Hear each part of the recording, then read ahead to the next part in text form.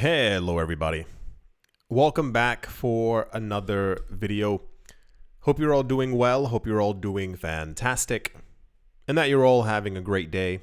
Don't forget to follow me on Facebook. There's a link in the description below, and a very big thank you to everyone who leaves a like on the video every single day. And without any further ado, let's jump right into it. It's going to be a bit of a weird news day. I'm not sure. I mean, every once in a while, things kind of fall in place and the news ends up being quite odd. But I mean, to be completely fair, like everything is kind of a little weird at the moment in extremely popular news. And it has to do with Larry Fink. It has to do with BlackRock, and it has to do with Bitcoin. The predictions for now, and I'll give it to you this way. We are in such a weird market. We're in a weird state of economics. We're currently in this really interesting historical moment where cryptocurrencies and Bitcoin are being adopted in mass. I was just reading an article about it. And I mean, you can also find people whispering about it on Twitter as well. It's about just general sentiment within the market and how it kind of pans out. You might have seen it as well. A lot of people are saying things like 2 years ago, if we had gotten to a $100,000 Bitcoin, everyone would have lost their minds. And now that, 100,000 became the base of price for a while, the bearish sentiment began to really run rampant through the market. There was someone, and once again, online, who stated that it's weird because we see the institutions piling into it. And I've also said something similar to this before. We've never experienced anything like this. And all I can do is do a good 80-20. That's just kind of what I assume is going on. 80% of the people must be new or returning to the market. You haven't been here in a while, or maybe you saw that prices were going up around October, November, and you jumped into it. But I think people who've been here for years, we're used to the market downturns. We're used to prices going up. It's you never get completely used to it. But seeing the hyper negative sentiment the last couple of weeks, if you missed one of the other videos, this was about 4 or 5 days ago, I was saying it's odd isn't the word.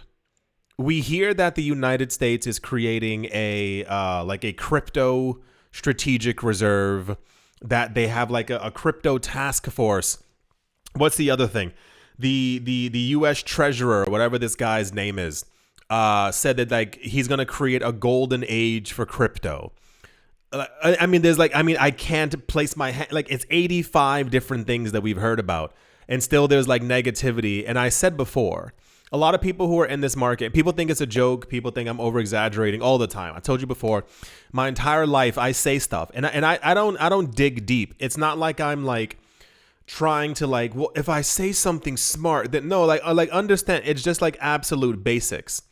Most people don't care about the long term. Most people aren't prepared to actually invest for a long time, to hold on to assets, to actually make big money.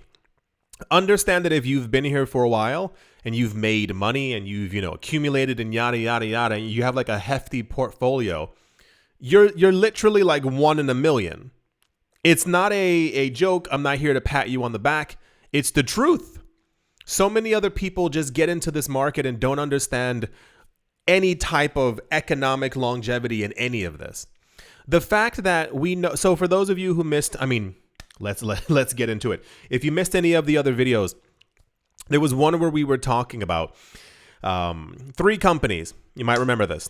It's BlackRock, Vanguard, and State Street.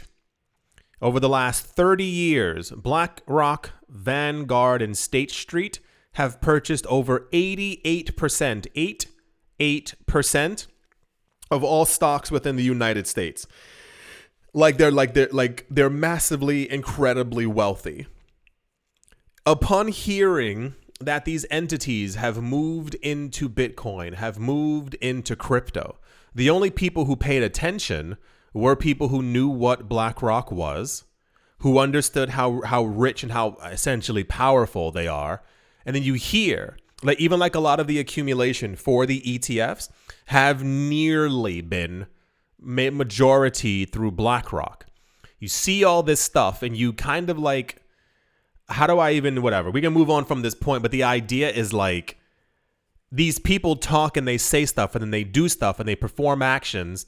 But because people don't see the prices moving where they want them to, they get discouraged and they leave and they stop accumulating. And I don't know. I really can't figure out exactly where the world is going to go from here. It's crystal clear that Bitcoin is going to make it. It's if you haven't paid attention, and I mean, this is also crazy years ago. People used to write such weird comments all the time. Bitcoin's too slow. Bitcoin's like they used to name these crappy coins, and I know a lot of it is like hopium, and a lot of people are trying to think that they found something brand new when you know exactly what the winner is going to be, and you see all these other companies and institutions and the people who rule the world buying up Bitcoin as well, and then you still choose to. It's odd. It's very, very completely weird. So like I said, this news came out and of course people paid attention because you freaking should at this point. If you're not paying attention, if you're not here for the long term, it's kind of pointless for you to be here in general. You're trying to make quick, fast money and you're not understanding that people who've been in this market for a couple of years have become multimillionaires just by patience. You don't have the actual patience to like even stay here. Listen, how many people do you know who got into this market at the end of last year or like in January who are trying to make quick, fast money and they won't be in this market in 2029? They won't be here in 2033. They won't be here in 2040. Why are you here then? You're trying to make fast money, but that's not what this market is about. And you're going to lose out. Oh my gosh. I don't know who this person is. Last point. Something I just saw online. Somebody posted something on one of these Twitter pages and somebody wrote, I've been in crypto for a number of years. And after, a while, I decided to take profit. And the first thing that they did was they bought a car. And I assume they already had one. They bought a Rolex. And I think they went on vacation. And I was like, what are you talking about? You've been here all these years, and they wrote at the end of it was totally worth it. Okay, tell me that in 5 years. Tell me exactly when you're sleeping under that watch. Tell me, like, it just doesn't make any sense. And I told you before, I know it. I'm not stupid. I know so many people are in this market just to make fast money. You're going to spend it on nonsense. You are going to spend it on absolute nonsense. You won't buy assets with it. And then you'll look in a year and a half and it's gone. You know how many people make, like, they get millions. They have inheritance and stuff like that, and then it's gone in 2 or 3 years. So, BlackRock CEO, his name is Larry Fink, has predicted that Bitcoin could hit 700,000 US dollars as a hedge against currency debasement and instability. Fink suggested Bitcoin could reach $700,000 per coin if sovereign funds begin to allocate anywhere from 2 to 5% of their money into Bitcoin, but warns of volatility. Thank you, Mr. Larry. I think we knew that volatility was going to be there in some capacity.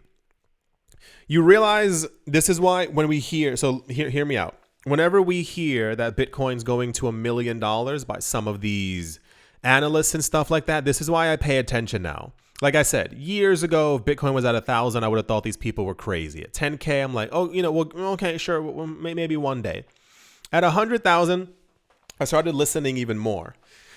If you realize, what are all the narratives that we keep hearing? Bitcoin passing by the valuation of gold. If Bitcoin manages to gain support, it'll pass by the valuation of gold. It'll hit X number in price. If the Bitcoin ETFs continue to accumulate more Bitcoin at this pace, we will see a $500,000, $600,000 Bitcoin. What's the other thing? Based on the halving, based on accumulation, based on countries collecting and buying Bitcoin, the amount on cryptocurrency exchanges. I'm missing about 4 other things. The point is that we keep getting, if this one particular thing happens, the United States buying Bitcoin. We heard that if this happens, we're going to see a $500,000 to $1 million Bitcoin in 2025. What do these things all have in common, but are also different? None of them are the same. They all deal with different aspects of different lines of a road that if we go down them, Bitcoin is hitting several $100,000 per coin. The issue is that we know that countries and other sovereign funds, unless you missed it, are already buying Bitcoin or have exposure to Bitcoin through the actual ETFs. If you haven't figured it out at some point, the US is going to begin accumulating Bitcoin. It's just really a matter of when at this point. Bitcoin is being adopted by companies and institutions and by BlackRock and by Vanguard. We're currently walking down every single road. So when you see that Bitcoin falls down in price, and we know that it's manipulation by the whales who are doing X, Y, and Z, and that people keep losing faith, this is why I keep saying, not everyone's going to make it to the end of the line. Not everyone's going to make it to the end of the race. A lot of you listening to this, and I have to keep repeating it because I really want you to get it in your head that this is your chance. It's right now. It's not in 10 years. It's not in 15 years. You are in the correct spot. You're listening to the correct things. You are buying the correct assets. What you have to do is hold on to them. This isn't a joke. Like, this is not a game. Like, not to sound like a 2001 like gangster movie. This is not a game. These people want all the Bitcoin. They want all the Ether. They want all the XRP. They want all of these coins for themselves. We're not supposed to be here. We're not supposed to be in any market. We're supposed to be consumers for the rest of our lives. Upon hearing the man who runs the richest and most powerful company on the planet saying that Bitcoin could hit $700,000, how many people do you know like folded their arms and they said, well, we'll see when that happens. Larry Fink is, and it's like, what are you going to do after you've sold all your crypto and Bitcoin goes to $700,000, $800,000, $900,000 and you realize you have none? What are you going to do when all these coins pump? And I don't mean this month. I don't mean next month. I mean, like, when you look back and you have hindsight 2020 and you see in 4, 5, 6, 7 years the prices of these coins and you realize that you have 3% of what you previously had before and how much money you could have made. That's a constant thing that we keep seeing. People never look back at history and go, maybe I should learn my lesson. People make fun of the pizza guy all the time. And then they sell their crypto when prices dip by 3, 4, 5%. For those of you who didn't see it, there's an old article not an article, but like someone posted on Reddit. I think Bitcoin went to like $10 and they were like, just sold all my Bitcoin. That thing was clearly a bubble. You see that, you laugh with your friends, and the Bitcoin goes to 98,000 and you go, oof, the market's too crazy. I got to get out of here. That's a 2 to 5% allocation on top of, this is just sovereign funds. This isn't the actual supply shock from the ETFs that we're also witnessing. This isn't the supply shock from the companies like MicroStrategy who are buying all the time, from normal people who are buying. There's only several 100,000 Bitcoin that's actually liquid and left for people. In a recent interview with Bloomberg at the World Economic Forum in Davos, BlackRock CEO Larry Fink said that Bitcoin could go up to $700,000 if there is more fear of currency debasement and economic instability. You remember how like all these other countries like aren't doing well economically?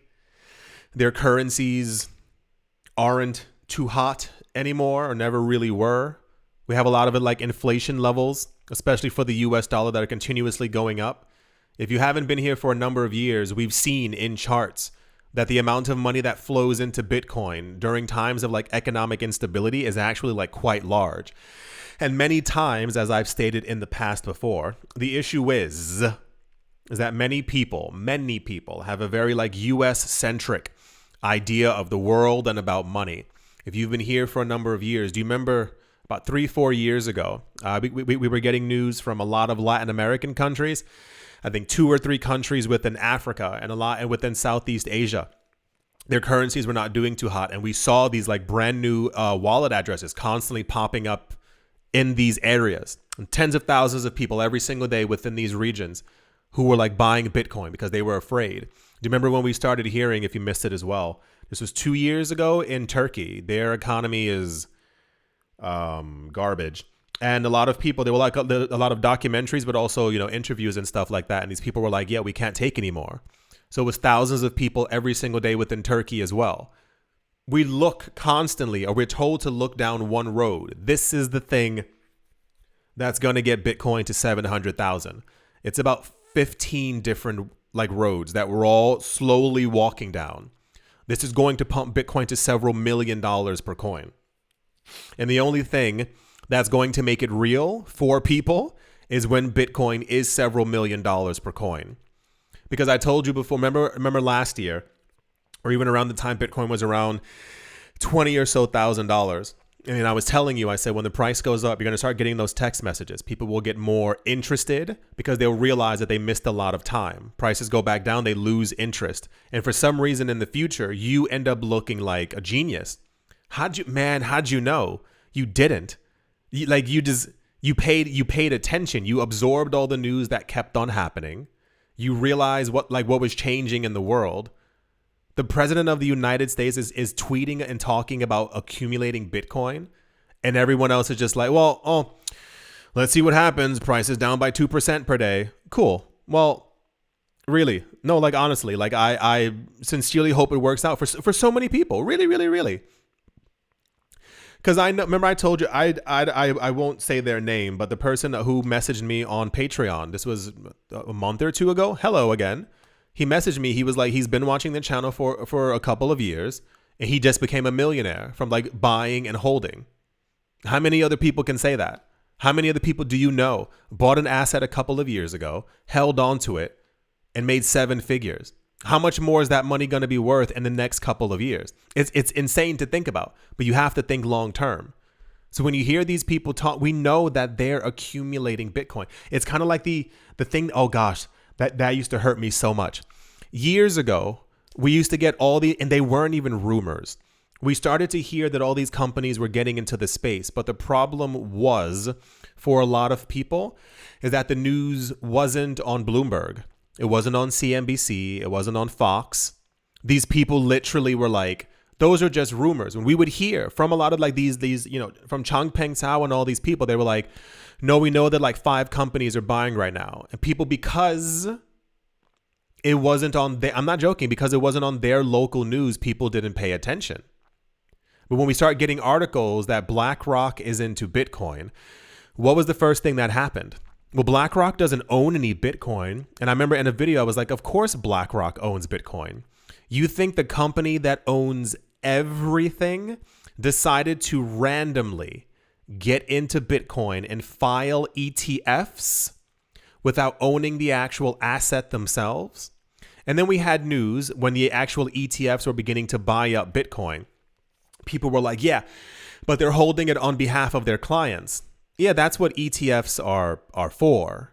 You think that BlackRock isn't holding several hundred you think BlackRock is holding 1 million Bitcoin because it sounds cool? Or do you think BlackRock is also slowly accumulating their own million Bitcoin and probably have been doing it since 2018 when we first heard rumors that BlackRock was getting into Bitcoin? It's so weird. And I don't know if that's just the way that people were raised. And once again, not being rude or mean, but it's more of if you hear and see this all the time, you need confirmation from like a news program to let you by the time you hear it on the news, it's been happening for a number of years. That's the way that it always ends up working out. Anyway, yeah. Bitcoin's going to $700,000. I want everyone to be along. Really, I want everyone to be along for the ride. I want everyone to be here to have held and accumulated when Bitcoin goes to 1.2 million. When Bitcoin's at $7 million, potentially by 2031, as all these analysts keep saying, I want you to still be here. If not still accumulating, if not built, I mean, at that point, you've made like hyper generational wealth.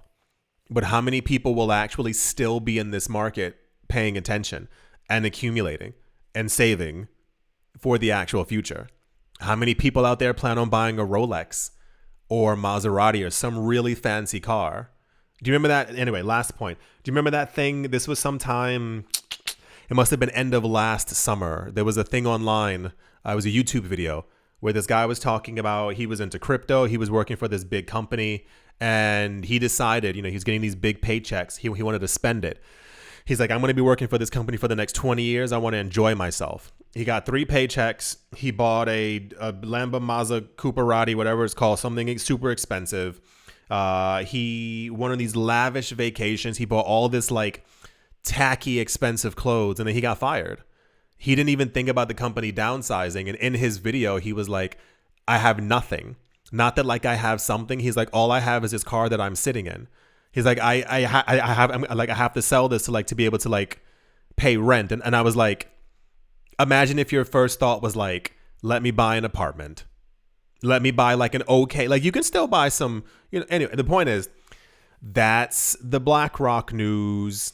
Let's see how many people pay attention, because I'm expecting by the end of this year, even if prices dip a bit, I'm expecting 80% of the market to have fled.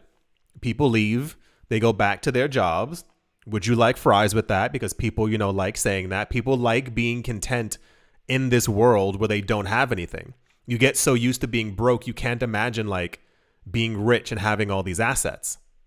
So everyone who's prepared to make money and change their lives, glad you're here. That's the BlackRock news. And yeah, let's move on. Also sure, you guys do what you got to do. Ethereum news about updating and upgrading the network and all of its components continues to flow in our direction.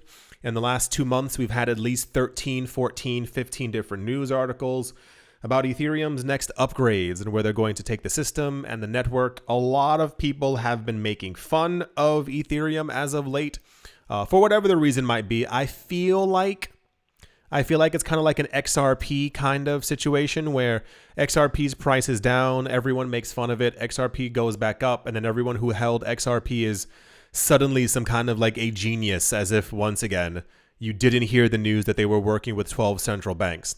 So Ethereum's price hasn't been doing as well as many other coins, as we've been going over for a number of weeks. Vitalik Buterin is constantly in the news talking about where things are going to go and the upgrades that are going to happen. And apparently they're going to happen a lot quicker than I actually assumed. Nearly half of Ethereum's blocks are now signaling support for a gas limit increase, marking the potential for the first adjustment since the transition to proof of stake. Blah, blah, blah, blah, blah, so and so and so. The surge in a gas limit is good for Ethereum's blockchain scalability, as it would allow network validators to process more transactions per block. As per the data from Dune Analytics, Ethereum's gas limit has already surpassed 32 million. The issue with Ethereum is that it is the most used blockchain on the planet, and it's one of the slowest. We had news sometime last year about an increase in the number of transactions, and since then I still have not been able to find any information on exactly what that number is. I know we do a lot of like transaction batching and things are happening on layer 2, then like they finalize on layer 1, but mathematically someone should be able to give some kind of a number.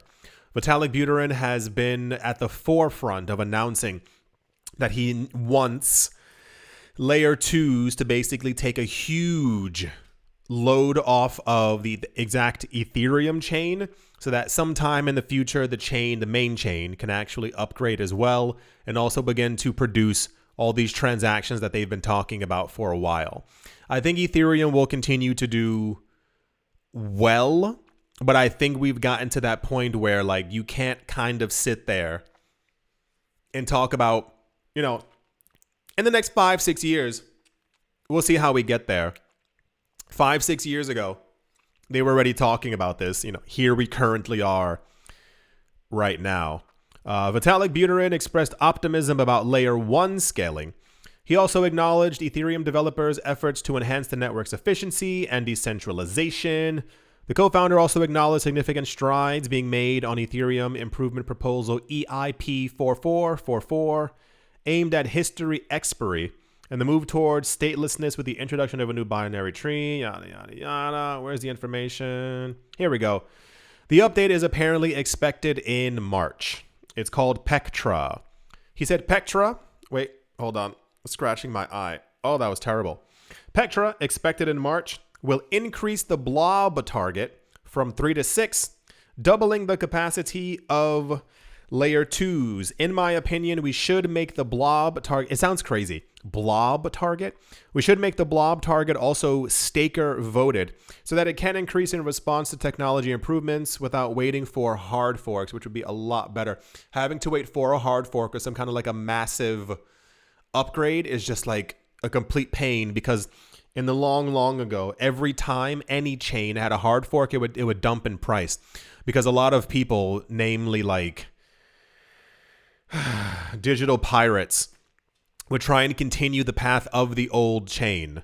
So as one chain is continuing, we know which one is Ethereum, but the other chain, people would claim this is the better one, basically trying to hijack it and make their own large amount of money. We've seen before in the past that every Ethereum upgrade has usually led to some kind of a rapid amount of a price increase.